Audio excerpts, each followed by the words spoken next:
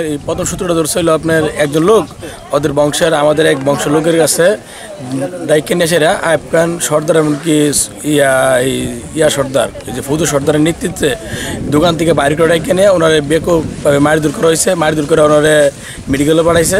তারপরে আমাদের বংশে ওনাদের একটা দোকান ছিল, দোকানে ওনাদের অনেকগুলো লোক ছিল।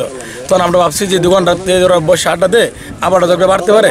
আমাদের বাড়ির মুরব্বীরা মিললে আমরা একটা বাধা দিয়েছিলাম যে আপনার এই দোকানটা আমাদের কয়েকটা দিন বন্ধ রাখেন, 2 দিন পরে সমাধান দেবো গোষ্ঠী গোষ্ঠী ব্যাপার, তারপরে আপনার দোকানটা চালু করেন। ওনারা কি করলে এই বেটারা তোরার জায়গায় দোকানদারি করে তোরা আরো মারুক, হ্যাঁ তোরা এনতে সর বাড়ি করে ছেড়ে যায়। তখন আমরা চিন্তা করেন যে হুমকি হইনি আমরা আয় পড়ছি। আমরা যখন আয় পড়ছি আসার পথে ওরা পিছন দিকে এসে এলো বাজারে আমাদের উপরে বিপদ আক্রমণ করে, এমনকি লাঠি ছোটা দিয়া মায়েরা সেরা আমার চাচা, সফর চাচা, এমনকি হাই চাচা, এমনকি আমার সহ এবার তৃতীয় পক্ষ যারা মানা দিকেছে তুফানি বংশের মানিক মিয়া, ওনার মাথার জখম করছে, ওনার মাথা এখন বিনিস করা আছে। তারপরে আরো আছে শাহিন, ওনাদের উপরে আক্রমণ চালাইছে। চালানোর পরে আমরা থাইমা, তারপর আমরা চিন্তা করলাম যে গ্রামে ঝগড়া বন্ধ নাই, আমরা থাইমা আয় পড়ছি। আসার পরে আমরা যার দিনে বাড়ি গেছি যাওয়ার পরে ওরা ওদের বংশের আপনার এই দক্ষিণ সাইডে যে ওনার পুরো বংশ আছে, ওনার একসাথে একযোগ আয়া আমাদের এই বাড়ি ঘর বিল্ডিং যে বাংচুর এক এলোপাতারি কোবায়া সব শেষ করছে। তারপরে আমাদের নিঃস্ব করে থেকে গেছে। আজকে দেন আপনারা তো ভিডিও করে গেছেন, দেখছেন প্রত্যেকটা বিল্ডিংয়ের ফ্লোরের টাইলস, বাথরুমের টাইলস এবং বাথরুমের দরজা জ্বালানা কিচ্ছু নাই সামান। এরপরে বিল্ডিংয়ের মালামাল যে লুট করছে, তারপরে এই সবর চাষা দেশে মনে আক্রমণ করছে। ওনার মাইরা ওনার বউ একটা কানে গলার সিনা ছিল 1.5 জনের সিনটা লেগে গেছে। তারপরে ওনার পকেটে যে লট কেনার জন্য 2 লাখ টাকা ছিল, 2,25,000 টাকা আর কি, ওই টাকাটা চলে গেছে।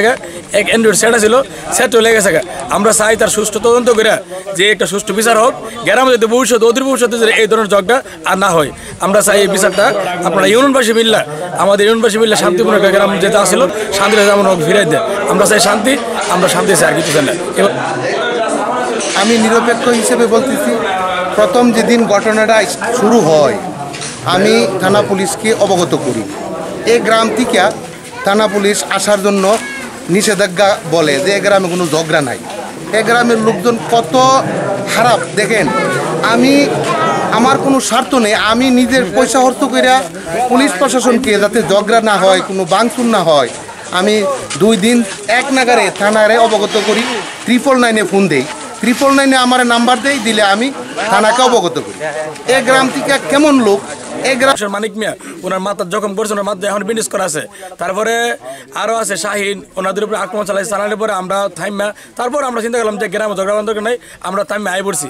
আসার পরে আমরা যার দিনে বাড়ি গেছি যাওয়ার পরে ওরা ওদের বংশের আপনার এই দক্ষিণ সাইডে যে ওনার পুরো বংশ আছে, ওনার একসাথে একযোগ আয়া আমাদের এই বাড়ি ঘর বিল্ডিং যে বাংচুর এক এলোপাতারি কোবায়া সব শেষ করছে। তারপরে আমাদের নিঃস্ব করে থেকে গেছে। আজকে দেন আপনারা তো ভিডিও করে গেছেন, দেখছেন প্রত্যেকটা বিল্ডিংয়ের ফ্লোরের টাইলস, বাথরুমের টাইলস এবং বাথরুমের দরজা জ্বালানা কিচ্ছু নাই সামান। এরপরে বিল্ডিংয়ের মালামাল যে লুট করছে, তারপরে এই সবর চাষা দেশে মনে আক্রমণ করছে।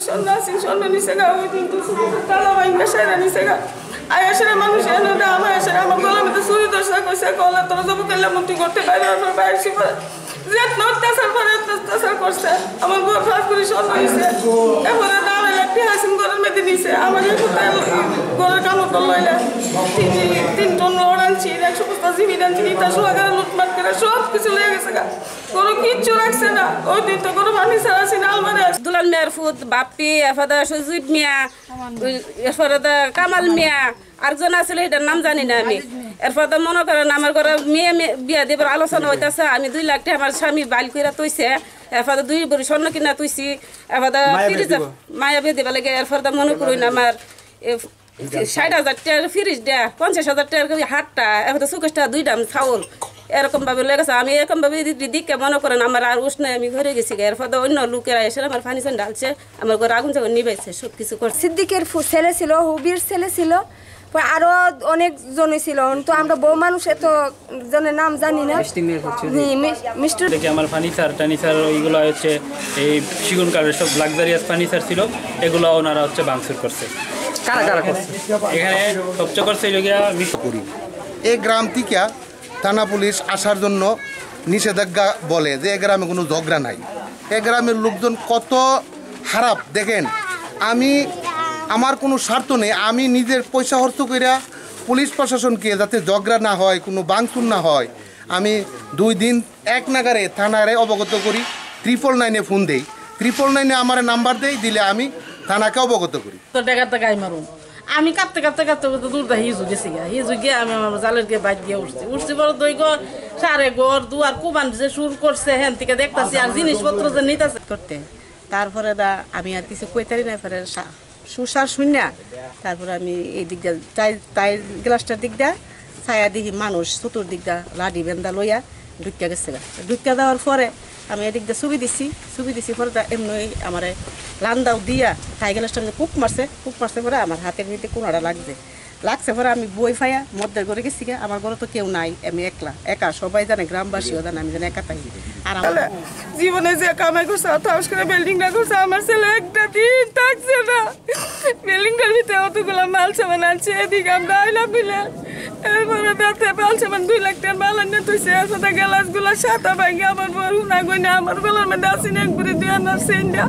এটা লয়ে গেছে গা এরপরে তাতে মনে করি আমরা যুদ্ধের পাশে অত লুটপাট করছে আমার নুলামিন বাহানা মিলা ইয়া জোরমিয়া এরপরে লাহার কত না এরপরে সর্দির ফত এবং ইয়া আদম আলী এবং লোলামিন কারেন্টের তার এবং সম্পূর্ণ মিটার যা আছে কি কমু কোনো আর লাগছে না আমার বাঞ্চুত করিয়া ফ্লোর সব ভাঙ্গা ফেলাই দিছে আর বাইরের টাসানো হয়েছি আপনি 120 কারণ বাবা আমার কাম শেষ আমার আর মুদা কি কমু তার কাছে আর কবার আমার কোনো হেমত নাই তারা ডাহাতিবাজি করে ক্ষুদ্র বিহারে আর ভাই ও বোনেরা বলতেছি যেহেতু আমাদের মুরব্বিয়ান এবং আমাদের নাটাই উত্তর ইউনিয়নের বিএনপি সভাপতি সেক্রেটারি সবাই আছেন আমি একটা কথাই বলতে চাই যে প্রত্যেকটা বংশের প্রত্যেকটা লোক যদি সচেতন হয় তাহলে ইনশাল্লাহ এই ঝগড়াঝাটি আর থাকবে না। আর দ্বিতীয়ত আমরা